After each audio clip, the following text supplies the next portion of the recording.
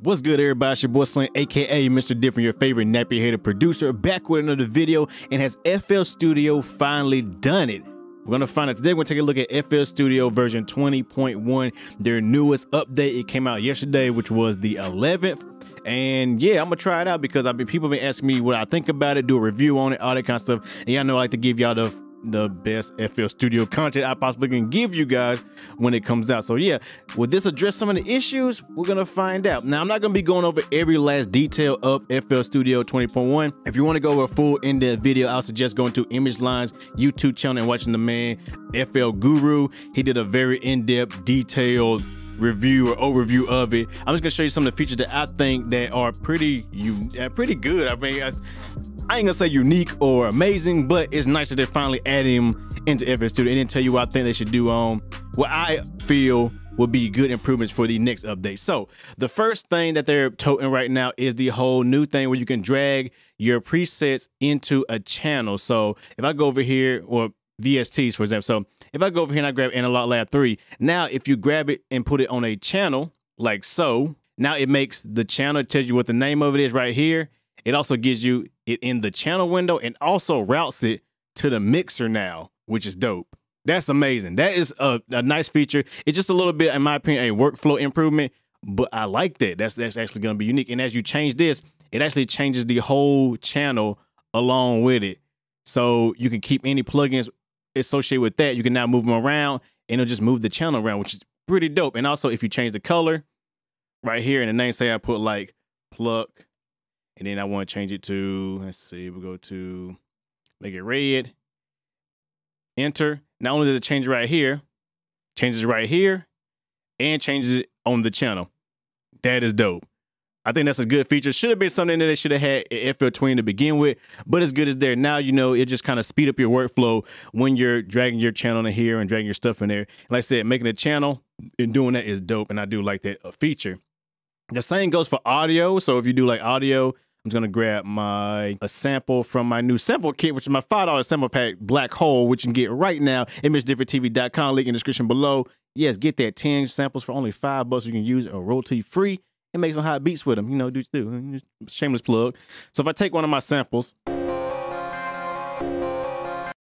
drag it in there, I can add an audio clip, audio track, instrument track. You got all these options now. So you can now just go here, boom, put the audio clip, make the channel, and then it should put it right there. And also it didn't route it. I think I hit the wrong thing, but I think if you hit audio channel as well, it'll route it to it. Let's just try that real quick. And then audio track. I think now that's gonna route it. Yeah, that will route it directly into the mixer as well with the same kind of setup as the other one. But you know, if you move it, you can still move it around, but it doesn't hold the relations to it. So that's pretty cool. Unless if you go to instrument track, does it make it into, yep, there you go. Yep, makes it into an instrument track. And now you have the same relations as before. So pretty dope right there. I do like that feature. That's just gonna save a lot of time and a lot of headache and just make workflow a little bit better. Also to note, when you do that, the instrument track, anything you put in that instrument track will be routed to the instrument track as well. So keep that in mind. So if I put this sample right here and do instrument track and then put it right here as well, then it's gonna be, I don't think it did it. Hold on, let me just add that right here. If I move it up here, it's gonna route it to the same channel. So it should route to the same channel. Okay. I might gotta watch this again, but I think if you add it in the same way, it'll route to the channel, and that will be only in that channel. So if you put it up here, it'll always be routed there, stuff like that, which is pretty cool. Like I said, watch the full video on imageline.com to get the full deets. So I'm just kind of doing like a little overview. I'm not trying to go in depth with how this thing works because that's not who I am and that's not what I'm trying to do. So yeah, okay, so that's one thing. The next thing that I really like is the new audio recording functionality in it. So now if you want to record audio, all you gotta do is right click, go to track mode, and you can do audio track, select the channel. So I'll get insert one. It'll make me a channel. I go to insert one. There you go. I can change the name of it to, let's see, change the name to vocals. Boom. Matter of fact, let's give it a different color too. Let's say red again. Boom. Does the same thing. And like I said, if you go up here, you know, it's already routed. I don't think it's going to show it up here. No, I haven't recorded none yet, but it's already routed. So now you have that function. Now I can record in this track. So anytime I record in this track, it will just like add like a little folder track right there. So if I go to my input one, take that off so you don't hear my delayness. And now you have a pre and post effects button, which is something I love to do in Studio One, where you can actually record with plugins and have the plugins be printed to the actual track that you're recording. So if I put for example, if I put a compressor, it's gonna be through the limiter. If I turn to compressor mode, make the attack and release relatively slow, bring the threshold down, soften that knee up a little bit. Yo, yo, yo, it should be compressing right now. Turn sustain down. And then, of course, we're gonna need that gain up.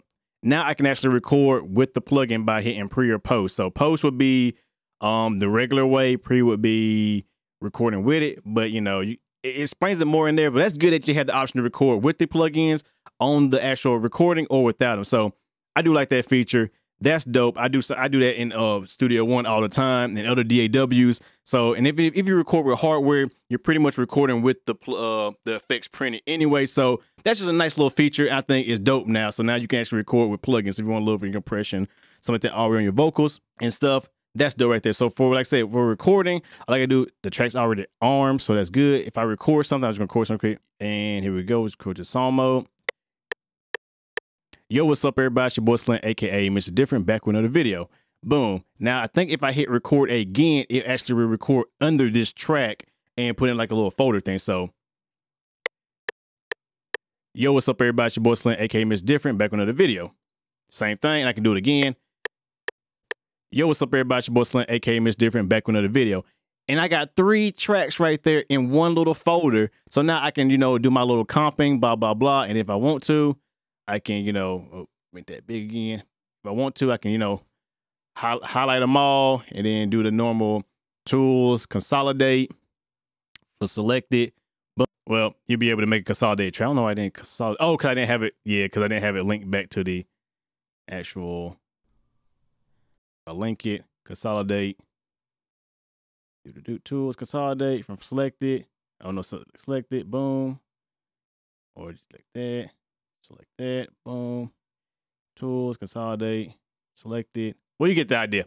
You get the idea because they're muted. They muted themselves, which it won't let me unmute them. Oh, there you go. Well, boom. Boom, boom. And then you can, you know, consolidate them, blah, blah, blah. Do all that good mess right there. So that's dope right there that they add that feature. And I kind of like that now. It's just going to make recording just a little bit easier for most people, which, you know, the recording FL Studio has never been the best, but that is a nice tool and a nice feature right there that should kind of help speed up the workflow and help, you know, if like for me, I'm still going to use Studio One and Pro Tools and stuff like that to record professional stuff for my artists or, you know, stuff I know I'm going to put out there. But for like demo stuff like YouTube and tutorials and all that, that's going to save me a lot of time and make it easier and faster for me to make these vocal effect tutorials and stuff like that. So I do like that. And if you like the recording in FL Studio, that's just going to make your life a whole lot better. The next thing that I want to talk about is the channel rack. The channel rack has got some nice improvements. They brought back some features from FL11, which I know a lot of you FL11 users out there will like, because you know you're probably going to upgrade to FL12 anytime, 20 anytime soon. So yeah, some of these features should be good and make you feel right at home if you ever decide to upgrade, which you should if you own it. So one thing they added is finally the track looping. That's the main thing. So basically what that is, if I put in a plugin, we'll get like Piano V, and then I'm just gonna play something random real quick.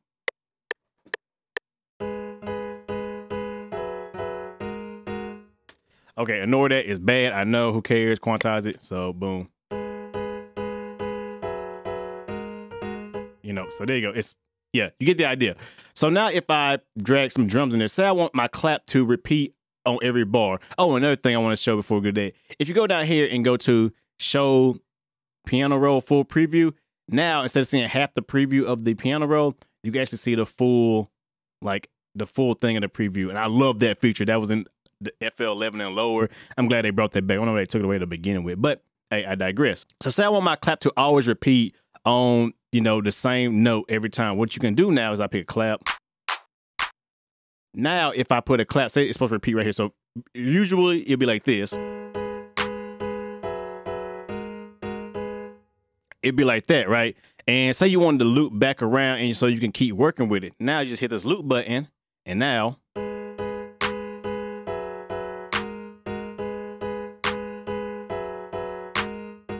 you see, now you get that kind of looping now, which is dope. So, and same thing goes for like if you want to add some hi-hats. So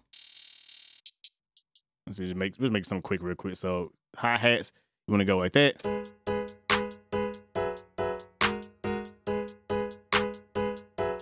It's automatically looping for you, so you can just keep on adding your stuff. So, but say you want to do like your cymbals at like a certain interval. So, for example, if I want to go like my cymbals, I want to be like. So instead of going like.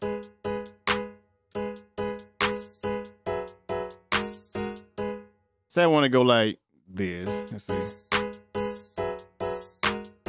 All right, and say I want to kind of change how that loops. If you right click, you can go to show loop channels. And say you don't want the loop, you don't want it to hit on the first beat. You can turn the looping off of that one. So now.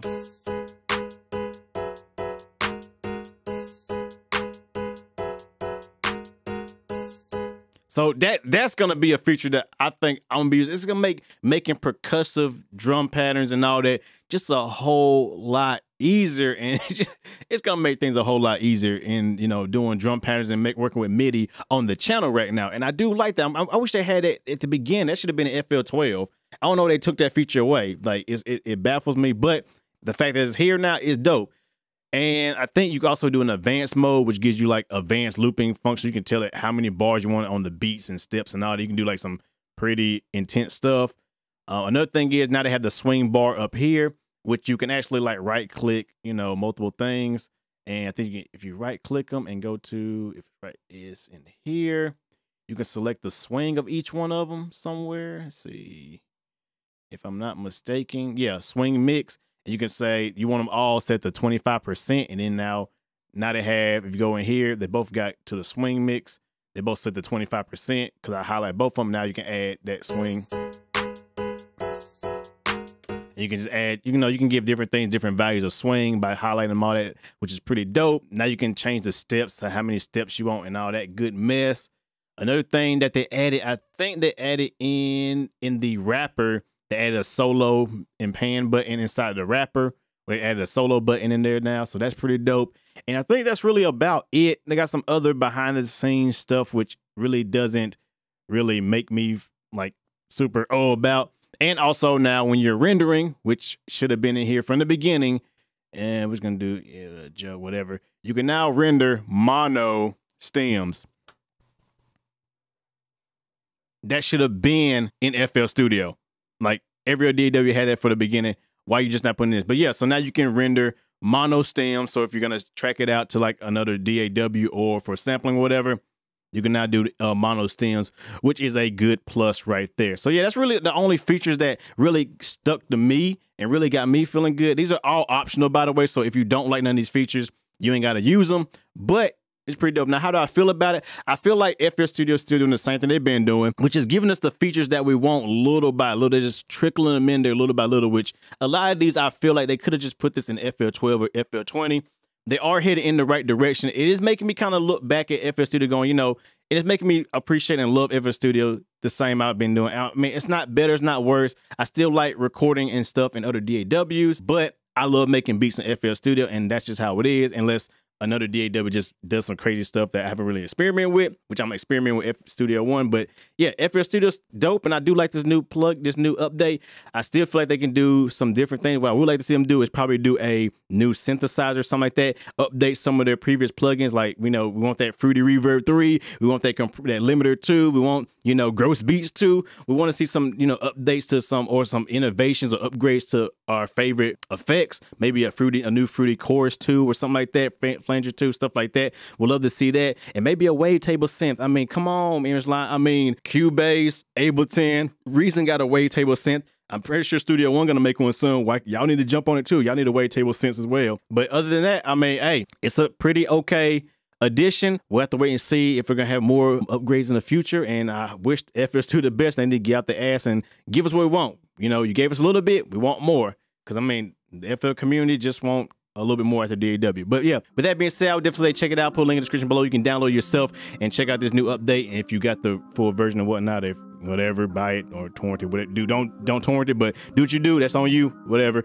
Hey, with that being said, hope you guys enjoy. Like always, your boy Slim, aka Mr. Different, not motivated by the money, but the like, comment, subscribe, and views. And like always, hope you guys enjoyed this video, and I will catch you guys in the next one. Have a good one, everybody.